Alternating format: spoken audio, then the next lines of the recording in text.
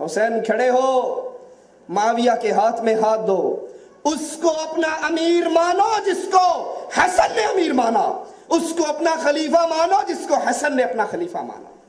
हजरत हुसैन रज़ी अल्लाह अन्हु वर्दा हजरत माविया के हाथ पे बैत करते हैं। हजरत हसन की फौजों का कमांडर इन चीफ उसको कहते हैं तू भी खड़ा हो और अमीर माविया के हाथ पे बैत कर।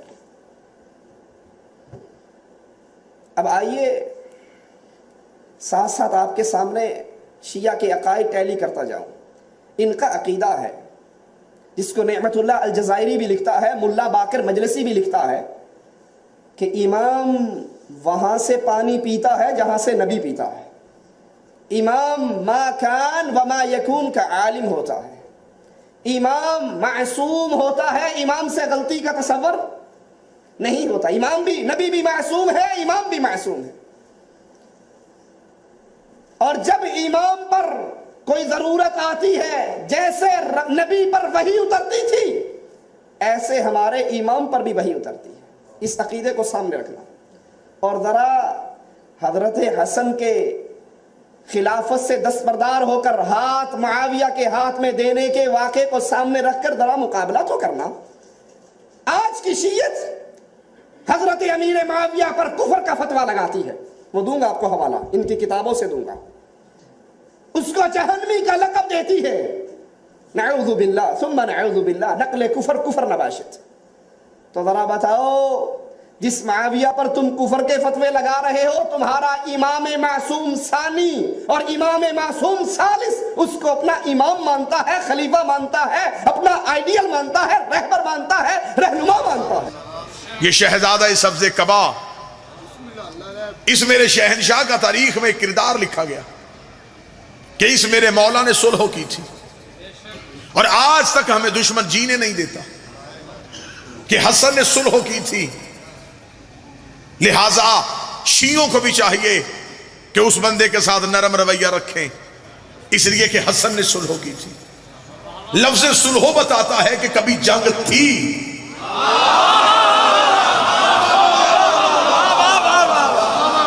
कभी दोस्ती में तो सुलह नहीं हुई। सुलह हमेशा दुश्मनी पे होती। सुलह हम बाद में देखेंगे, पहले तू इतना तो मान था कि दुश्मनी थी, तो इसी वजह से सुलह हुई। और जिसके दिल में लम्हे के लिए भी इनकी दुश्मनी आई हो, इसने मौला इमाम हसन अलैहिस्सलाम से, इमाम हसन ने सुलह की नहीं, इमाम हुसैन इमाम हसन से सुलह की गई। जैसे हुसैन ने जंग की नहीं, इमाम हुसैन से जंग की गई। मौला इमाम हसन अलैहिस्सलाम को खुद हाकिम ने कागज और कलम भेजा कि शर्ते तू लिख, मान हम लेते। जब कागज कलम हसन के पास आई, हसन तो पहली जंग जीत गए। जो जाग रहा है उसको तो मैं जामा नहीं हूं। जो ही कागज कलम हसन के हाथ पे आया, हसन ने कागज कलम लेके नाना की कब्र की तरफ देखा, देख नाना तेरा बेटा जंग जीत गया है, ये वही नहीं जिनसे तूने मांगा था और इनकार हुआ, तूने कहा था।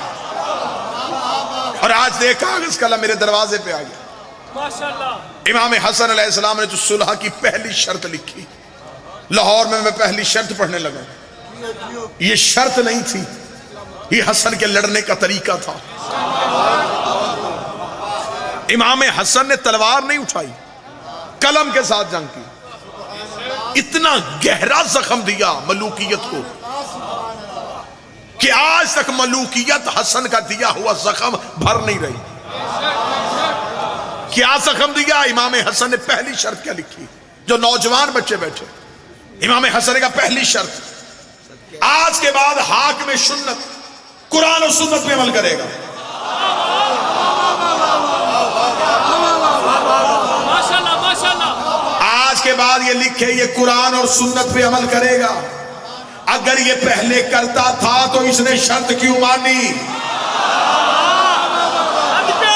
ये कह देता कि हसन मैं तो पहले भी कुरान और सुन्नत पे अमल करता हूं। इमाम हसन का लिख तो कुरान और सुन्नत पे अमल करेगा। करीब बैठा हुआ था इसका मशीर, और मशीर भी इसके ऐसे ही होते थे कि जंगे सफीन में इसने अपने खैमे में बैठ के अमर बिन आस से शर्त लगा ली थी। यजीद के बाप ने कहा कि ज्यादा मैं ज़हीन हूं। अमर बिन आस ने कहा ज्यादा ज़हीन मैं हूं। उसने कहा तेरा मशवरा ना भी हो तो मैं हुकूमत चला सकता हूं। उसने कहा तू मेरे मशवरे के बगैर हुकूमत नहीं चला सकता। तारीख कहती है कि दोनों में शर्त हो गई कि ज़हीन ज्यादा कौन है।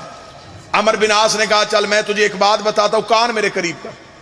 इसने कान करीब किया। उसने कहा तुझ जैसा बेवकूफ कौन होगा, खैमे में तेरे मेरे सिवा है कोई नहीं।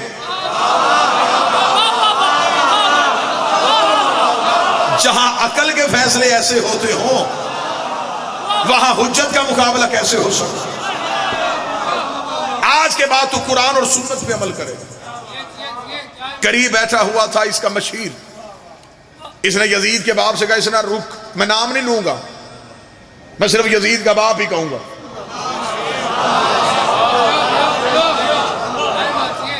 साइकिल चोर को भी पुलिस वाले पकड़ ले तो कान से पकड़ के पहला सवाल करते हैं किसका बेटा है।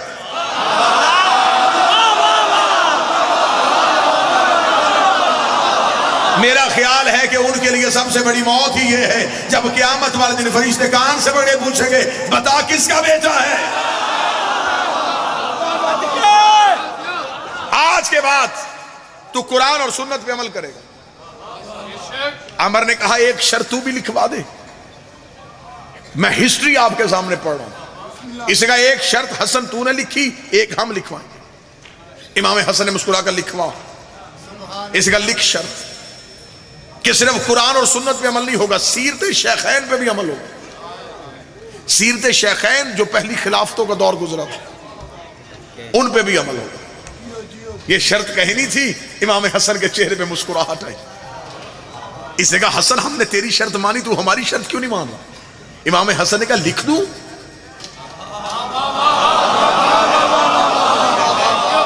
कितना बारीक जुमला आने लगा। मैं अभी समातों का इम्तिहान लूंगा। कौन बंदा है जो सहनी तौर पे मजलिस में बैठा। मखदूम नासिर शाह जी इमाम हसन ने कहा लिख दूं शर्त। इसने कहा लिख, मैं लिखवा रहा हूं कि उनकी सीरत पे भी अमल होगा।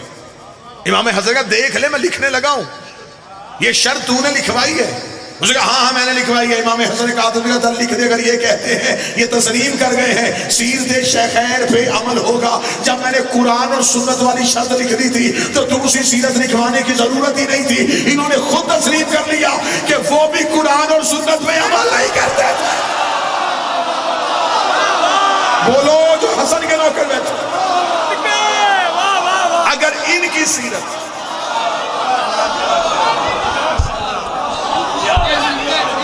अगर उनकी सीरत कुरान और सुन्नत के मुताबिक थी तो अलहदा शर्त लिखवाने की जरूरत ही नहीं।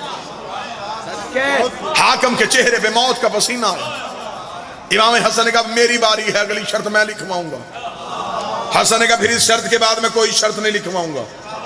हाकिम ने कहा लिखवा, आखिरी शर्त कौन सी लिखवाना चाहता है। इमाम हसन के चेहरे पे अली वाला जलाल आया। फिर मैं तीसरी शर्त लिखूंगा तख्त ताज चाहिए ना, उठाओ तख्त और ताज। आज के बाद कोई कुत्ता मिंबर में मेरे बाबे अली को नहीं भौंकेगा। उठाओ ले जाओ अपनी हुकूमत।